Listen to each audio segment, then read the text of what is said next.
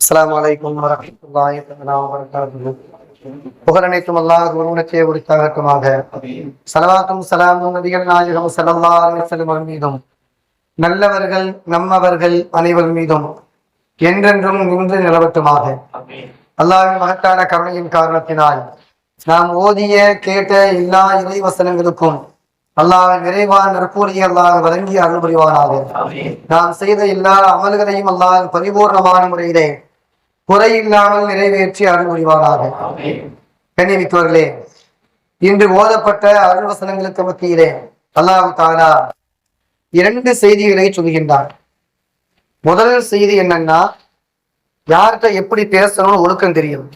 நம்மளோட வயசு மூத்தவங்க, மார்க்க விஷயங்கள்ல மூத்தவங்க, இறை தேசத்துல யார் நெருக்கமா இருக்காங்களோ அப்படிப்பட்ட மூத்தவங்க, அப்படிப்பட்ட ஆளுகிட்ட நம்ம வார்த்தை எப்படி அளந்து பேசணும் அப்படின்னு செய்தி எல்லாம் சொல்லுவோம்.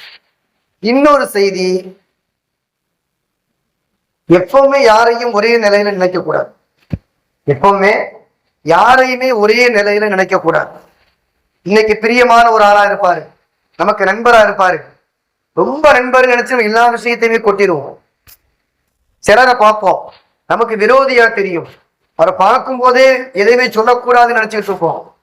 ஆனா சில நேரங்கள்ல அல்லாஹ் எப்படி மாத்திருவான்னா, ஸல்லல்லாஹு அலைஹி வஸல்லம் சொல்லுவாங்க, விரோதியாக நினைக்கக்கூடிய மனிதர்கள் உனக்கு நண்பராக மாறுவார்கள்.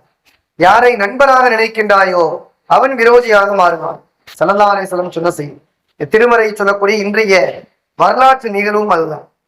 மரியம் அலைஹிஸ்ஸலாம் குழந்தையை பெற்றெடுத்தார். மரியம் அலைஹிஸ்ஸலாம் ஒரு பாரம்பரியமான மூத்த குடும்பத்தை சார்ந்த பெண்மணி.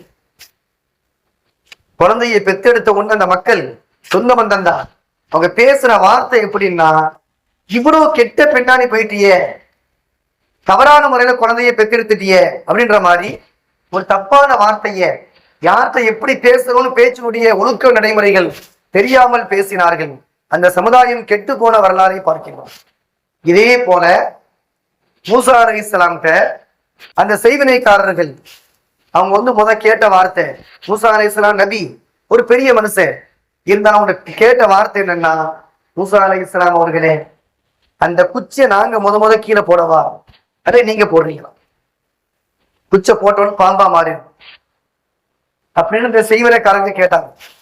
பெரியவங்கள்ட்ட எப்படி பேசணும்னு கேட்டதுனால அல்லாஹ் கொடுத்த மிகப்பெரிய பாக்கியம் என்னன்னா, ஈமானுடைய பாக்கியத்தை அல்லாஹ் வழங்கினான். ஆரம்பத்துல கேட்ட வார்த்தை, குச்சியை நீங்க கீழே போடுறீங்களா, அதை நாங்க ஆரம்பிக்கவா, ஆட்டை யாரு ஆரம்பிக்கிறது, நீங்களா நானா அப்படின்னு கேட்டாங்க. மூசா அலைஹிஸ்ஸலாம் நீங்களே ஆரம்பிங்க பார்த்தாங்க. இப்போ எல்லாருமே குச்சை கீழே போட்டாங்க. சின்ன சின்ன பாம்பா அப்படியே ஓடிக்கிட்டே அந்த மைதானத்துல சுத்திக்கிட்டே இருந்துச்சு.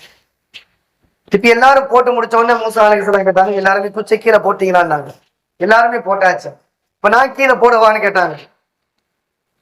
முதவே குச்சை கீழே போட்டு பாம்பா மாறி இருந்துச்சுன்னா மூசா அலைஹிஸ்ஸலாம் பயந்துருப்பாங்க. இதுக்கு ட்ரைனிங் ஆரம்பத்தில் நடந்ததுனால ஆரம்பத்திலேயே முத ஒரு தடவை மூசாவை உங்க கையில என்ன வச்சிருக்கீங்கன்னு கேட்டான். கேட்டது ஒரே ஒரு கேள்வி. மூசா அலைஹிஸ்ஸலாம் சொன்ன பதில் நீண்ட பதில். காலையா சாய், என்னுடைய கையில அசாப வச்சிருக்கிறேன், குச்சை வச்சிருக்கிறேன். அத்த வக்கவு அலைகா, அந்த குச்சில நான் சாஞ்சுக்கிறேன். என்னுடைய ஆடுகளுக்கு இறைத்தைகளை பறிச்சு போடுவேன்.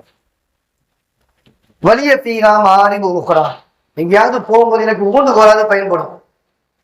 கேட்டது ஒரே ஒரு கேள்விதான். மூசா அலைஹிஸ்ஸலாம் பதில் வித்தியாசமான பதில். அல்லாஹ் சொன்னா அந்த குச்சியை கீழே போடுங்கன்னா, போட்டோட பாம்பா போச்சு இல்ல. மூசா அலைஹிஸ்ஸலாம் அப்படி நடுக்க ஆரம்பிச்சுட்டாங்க. பயப்படாதீங்க, புடிங்கன்னு அல்லாஹ் சொன்னா.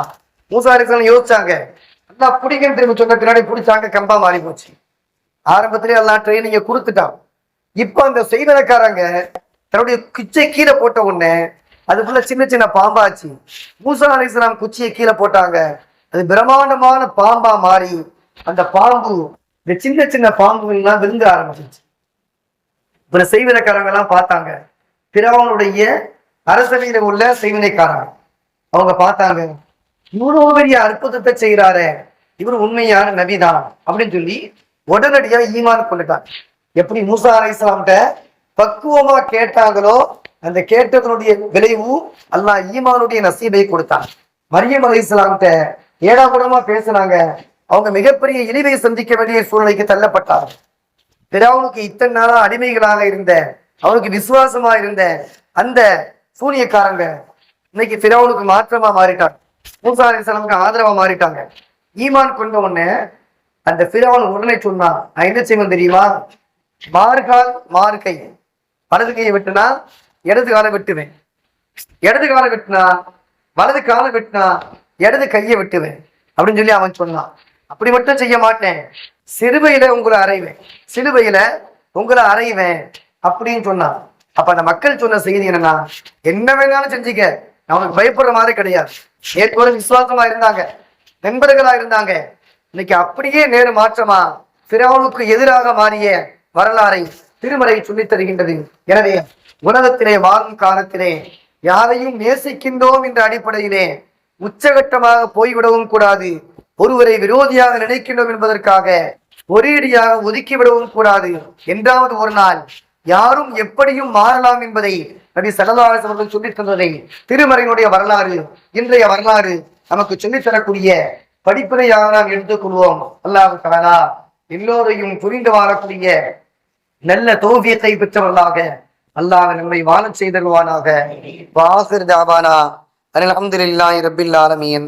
அஸ்ஸலாமு அலைக்கும் வரஹ்மத்துல்லாஹி வபரகாத்துஹு.